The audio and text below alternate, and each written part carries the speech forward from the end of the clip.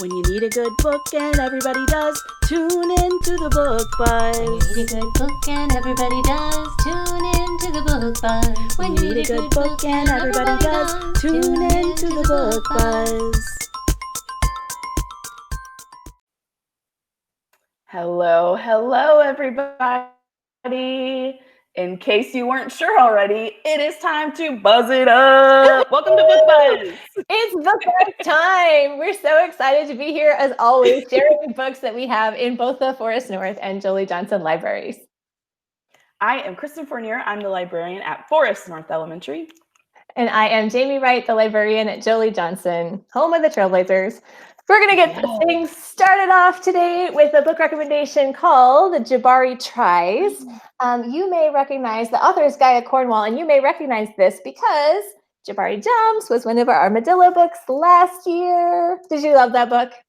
I love that book. I like this one too. I love that you're doing this one because it's brand new. This is like up to the minute. Great job, Miss Wright. Thank you. I like this one because it sort of echoes the first one in a really cute way.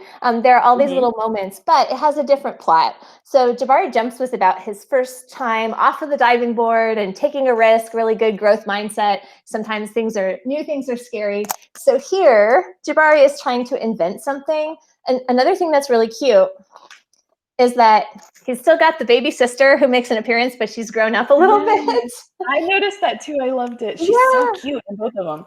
So I like the incorporation of the family. Like, this is really happening. Life off the page is coming into the book. Like, really good details here. So while he's having trouble with his invention, I love this page because it says, he thought about how inventors have to use their creativity and how engineers and scientists work to solve problems. And look at these faces. So I didn't know details, even though I knew some of these names about these scientists. So I Googled them, and I was really I did the same thing.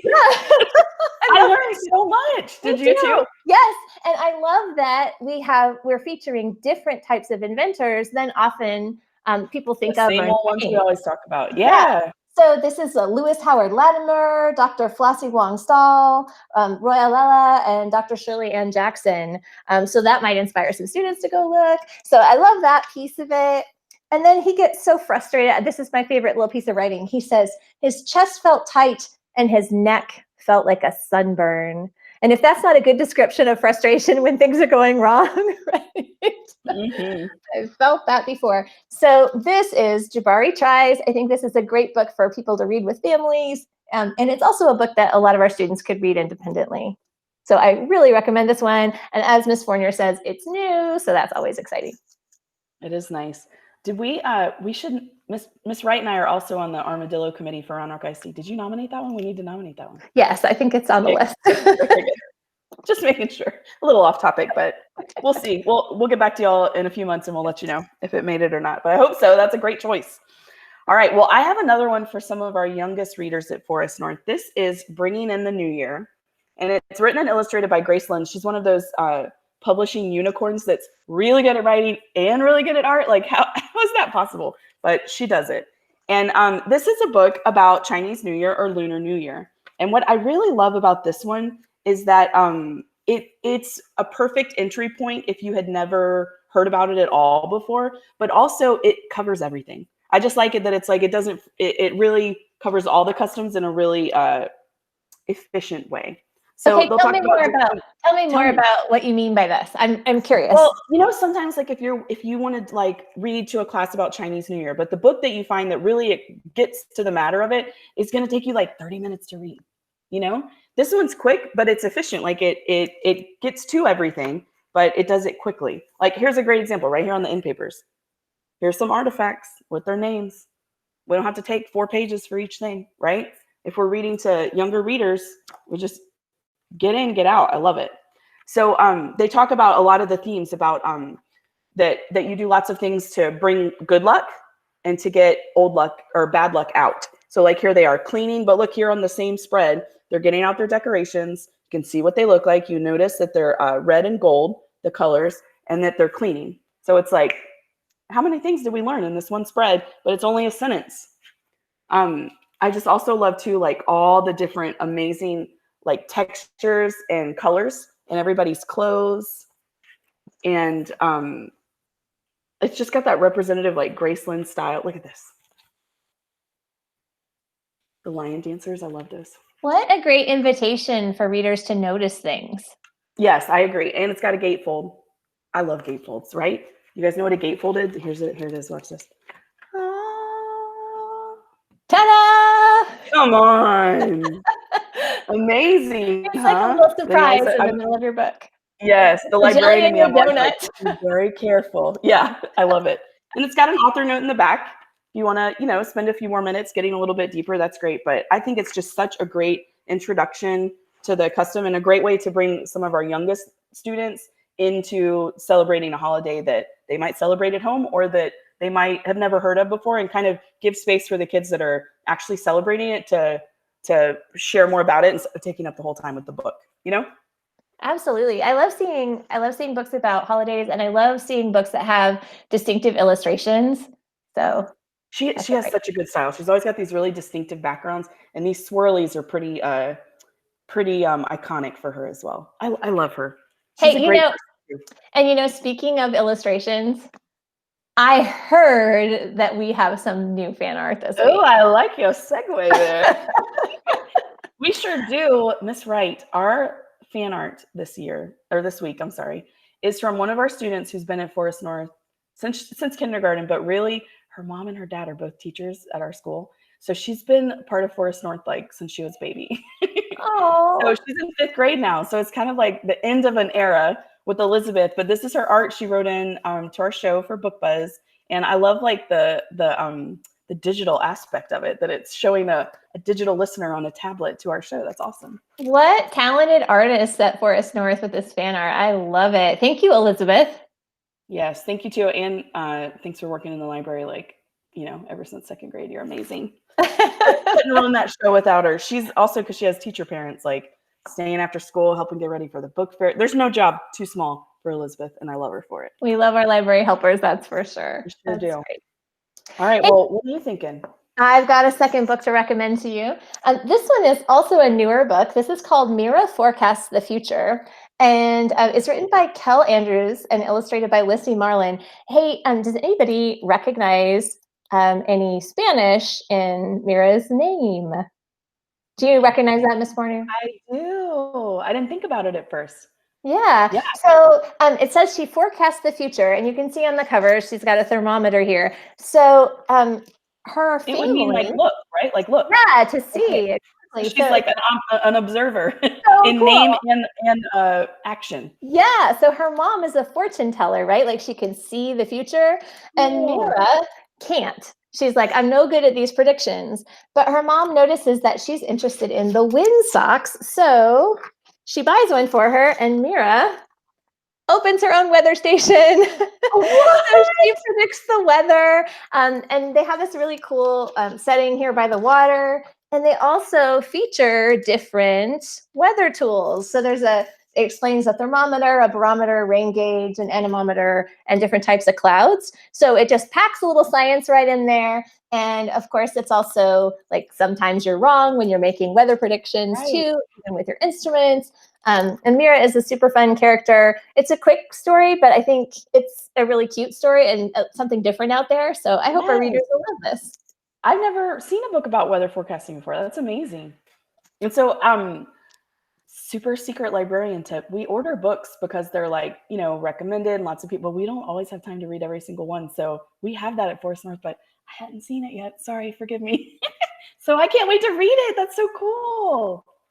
Awesome. I also think that that's got a great connection because everybody has seen a weather report on TV, so I think every kid has a little bit of background knowledge about that. So that's really cool. I like the idea too that you can look and make your best guess, and sometimes it's still wrong.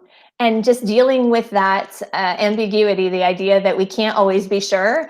I think that that's a really hard thing for adults to deal with too. And so to have that in a book for kids is a good thing.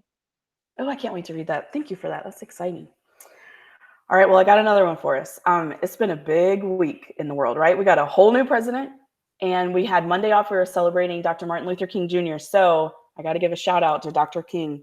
I wanted to share We March, another literary unicorn, Shane W. Evans. He wrote and illustrated this one. And this is again, a story that reading it out loud, if you just read the text, it goes very quickly. It doesn't take very long at all to read. But it talks about a family going to the Million Man March, where Dr. King gave his famous "I Have a Dream" speech. So, like, cue goosebumps, right? I'm so glad you brought this book. I love this book. So here they are waking up before the sunrise to go with their family. I also, like, this happened a long time ago, before I was born, and I never thought about, like, there were kids that were there. That never occurred to me. I just always thought it was only grown-ups. I also found out from the author's note in this that the Million Man March was actually, like, more of a party than I thought. I was like, thought it was very solemn and serious, protesting for equal rights. But did you know that, like, Mahalia Jackson sang, and Bob Dylan and Joan Baez had concerts at the Million Man March? I had no clue. So there's a cool book about that. It's Mahalia and Martin, and I'm all like, yes, we need to own that book. You're right. About that moment. Check back in a future episode. So here they are making their protest signs to go. And again, you can kind of take as much time as you want with this. If you want to pause on every page and discuss background knowledge and things that went into this, you're welcome to. But also, if you just need like a quick introduction, this is perfect for that. So it says, we work together. Well, you can tell they're making signs for the protest. What does that mean? We want freedom. So you can kind of, do it to the level that your students are ready for. Here they are, the Washington Monument going to march. And then I'm going to flip ahead. Here's Dr. King making his speech. And then there's, you can see he's got his, I don't know if you can see him, he's on the podium. He's got his hand raised. And then the little boy has his hand raised. Dude, so good. It gets me every time. And I love this. So it says at the end, as we march to justice, to freedom, to our dreams. And here's Dr. King with that famous line in the background, free at last, free at last. Thank God Almighty, we are free at last. Isn't that amazing? What a beautiful book. What a powerful book. It really is. And I love just that it if you've already done like a couple of things about Dr. King, this is nice where it like kind of, you could take it to the generality or the specificity that you want with your class. So I don't know, just really cool. Great book to share. Kids, check this one out. It's so good. Although most of the Forest North kids, I read it this week to them, so a lot of them have already heard it. I'm an expert at that book now. All right, Jolie Johnson, we gotta get caught up. So. Get it. We march. Check it out, y'all. Hey, my last book to share this time is really close to my heart. It's called The Underneath. It's written by Kathy Apple, and you can see this silver acknowledgement right here. It was a Newbery Honor book. It's been around for a while, but not everybody has read it, and I just felt like it needed a little bit of love. So I'm going to share this book with you, and I will say up front, this is not a book that's for everybody. I think some people will open it up and say, I don't get it. What is this? But the people who continue reading it, it will just stay written on your heart forever, and your brain will turn back to it and think about it, and it will just touch you. It's really unusual. It's all about animals. So there's a mother kitten or a mother cat who has kittens, and they're struggling to survive. There's an old dog who is not treated very well by his human. And there are some sort of fantasy elements in some of the other animals in this swamp. And it's set in a swamp between the Texas and Louisiana border. And there is great pain in some of the characters for different reasons. And there is great love between the characters. And the writing style takes you a little bit to get into. And once you read it, it's just unlike anything I've ever read before. So the writing is beautiful, and the story and the feelings are beautiful. And the idea that you could have a book with this much pain in it, but also love too, is really, really powerful. And I think the writing respects kids, because kids know this and they can connect to it. It's just that normally we don't read about a bunch of animals in a swamp dealing with pain and love and sacrifice and struggling with belonging and their purpose. So it has some really great themes. It is kind of a long book. Again, I think this is just a gem, and I'm really glad we have it in our library. This book is also, so this is helpful. So Forest North and Jolie Johnson have this as an audio book. So you can find that if you log into our catalog using your 6-digit ID for both user and password. You can find this as an audiobook, and that might actually make the story a little more accessible. This would be a great book to read to with your family, like a family read aloud. If you turn off all your screens and just have a little listening time to that audiobook, or get the print copy. Because that way you could talk about it together, and that way when you have those moments like, wait a minute, what's happening right here? Let's go back and listen to that again. It will help you understand it. Yeah, that sounds cool. We're my family's always looking for new, like, what chapter book are we going to read next? What are we going to read next? So I'll have to pitch that one to my family. We'll see. You're going to need some tissues, and I can't even apologize for it because it's just worth it. Just worth it. I love it. I love it. I know that you're a fan too of Mr. Shu. He's Scholastic's. What's his title now? I think he's the book ambassador. Book ambassador. What a great title. Dreams. I think he says too. He goes, how did I even get this job? Like, I completely made it up just because I love talking about books. Aren't I lucky? He does it so well, though. He is so lucky. But he's so great at it. He's the perfect person to be. But I like that he talks about the one and only Ivan that we've talked about on our show before. That's his heart print book. And when you were just talking about that one, that's one of your heart print books. Yes, yes. And I think I love the idea that we all can have them and have it be different, and that's cool.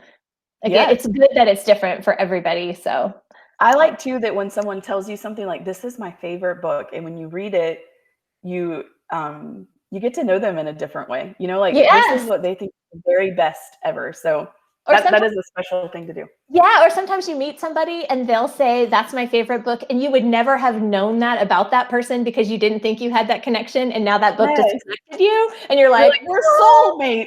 You didn't know. You love that book too. Yes, I have totally done that. Or pre-COVID, when you would go over to someone's house and you go like look at their bookshelf and be like, oh, I know so much about you now. Things librarians do. That should be a hashtag. Well, I have yeah, true. That should be. I have one more for us today. I didn't realize this till we started recording, but all three of mine are by literary unicorns this week. Christian Robinson. We love Christian Robinson. I do. I've embarrassed myself being such a fan in front of him before, but I just love him so much. Okay, I really need to know the story now. What's going on? Okay, well, my mother-in-law, also named Mrs. Fournier, is really good at sewing. And Christian Robinson came out with this fabric that you could buy that was like illustrated by his book. So she made me and my daughter a dress. And then he came to visit England Elementary. They got they won an author visit through Book People. They had applied for like a grant and they won it. So we went over there to England to go meet him. We were wearing the dress, which first of all, you know, like when you go to the concert, you're not supposed to wear the band t-shirt. Well, that's what we were doing. So we did it and we were like, hi, Christian, like, look what we're wearing. So he signed all of our books, and, you know, we had like this many, like all of them, like, here's literally every book you've ever written, because we have them and we love them. We've memorized them. And then he was at TLA, at our Texas Library Association conference, like the next year. And someone raised their hand and asked about the fabric. And he was like, and he remembered my name. I was even like, oh my God, I must have been really extra the last time I saw him. So he was like, I think Kristen. And I was like, well, I can like airdrop you a picture if you want to see it. It got really out of hand. It was really ridiculous. But you're a memorable to amazing author. That's fantastic. He's probably like, I cannot believe she and her kid came up wearing that dress. But I love him unabashedly. I think he's amazing. I was just seeing he has a YouTube account.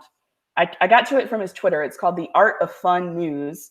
And he has a YouTube channel that he's making now. And he just did an interview with the Youth Poet Laureate, Amanda Gordon, that gave her her recitation of her poem at the inauguration. And he interviewed her before this. But they're talking through the interview. They have like a pretend this isn't a marker. They had a tin can. So they were like, how's it going? Good to see you. It's so cute. They did such a great job. It was amazing. Okay, so you had fan fabric. Fan fabric, right. It's my fan dress. And then also when I was in England, I forgot to say this part, the library assistant there, her name is Tracy, she was like, you should get him to sign it. So he signed it, and then I didn't want it to wash away. So Miss Latan, who's the librarian at, oh my gosh, my mind just went blank, at Kathy Caraway Elementary, she embroidered on top of the Sharpie for me. So now it won't go away. Oh, that is really cool. It is fan fabric. You're so right. It's so special. I love it. It's green too. That's my color. So I just get excited every time I wear it. Anyway, long tangent about Christian Robinson. Bottom line, love him. This is his first book that he wrote the text for. So he's famous for being an illustrator. And then he ventured out and did a wordless book. And then this is his first one with the text. And I love the message. It's you matter. Like no matter anytime you think that you don't, you do. You're important, no matter how small you are. And I also love in the text, it says, if you were the first or the last, you matter. So check it out. Here it is. This iconic illustration style. I love it. The small stuff, too small to see. Those who swim with the tide and those who don't. That's us, Miss Wright. The first to go and the last. You matter. And the whole book just talks about all these different experiences that we've all had as humans. And even when we're having a hard time or we feel alone, you matter. You're important. And I love that message that I can share that with others. And he just pulls it off. Like the sincerity, it just rings true for me. I love it. This is my favorite part. When everyone thinks you're a pest, a mosquito. When something is just out of reach. Look, the mosquito bit the T-Rex's tail and he can't reach it to scratch it. Ah! When something is just out of reach, when everyone is too busy to help, you matter. So good. So good. So it kind of zooms out further from that, but there's a lot of like connections with the science and stuff. And I just love it. There's so much in here. And I feel like every page of this book could be a writing prompt for older kids. Because if you think about a fifth grader resonating with that idea when things seem out of reach, write about a time something seemed out of reach. Write about a time when you needed to remind yourself that you mattered even when this happened. Yes, this one. Sometimes you feel lost and alone, but you matter. You're right. Our fifth grade students would get such a deeper reading experience out of that because they understand it on like a more adult level. That's a great point. Maybe it shouldn't even be PC for teachers because I think we could all connect to that. I mean, that's what's brilliant about this writing is that it's just so human and everybody can connect. And you can plug it in at any level. That's just what the power of picture books, right? You can take from it what you need at that time and then go back a few years later and get something completely different out of it. I love that. So good. I love it when you read a page and it makes you go, oh, wow. Yes. It's just like, let's read that again. Oh, right? Yeah. Oh, I still feel it. Wow. Mm-hmm. Yeah, I love it. And that it's still funny. Like there's a couple of other really good jokes in there too, besides the T-Rex, but you laugh, but then you're still like, but it's so poignant. I love it. Thank you, Christian Robinson. Keep it coming. He has a new book coming out soon. I can't wait to read that one too. So much love for all of our authors. Just there's too much goodness out in the world and not enough time to read everything, but we really hope that our students and our teachers and families are getting a good chance to read and discover some of these amazing books that we've shared with you today and every day. That's right. Man, you wrap it up so nice, Miss Wright. I love it. All right. Well, we'll see you on our next episode of Book Buzz. Till next time, signing off. Keep reading. When you need a good book and everybody does, tune in to the Book Buzz. When you need a good book and everybody does, tune in to the Book Buzz. When you need a good book and everybody does, tune in to the Book Buzz.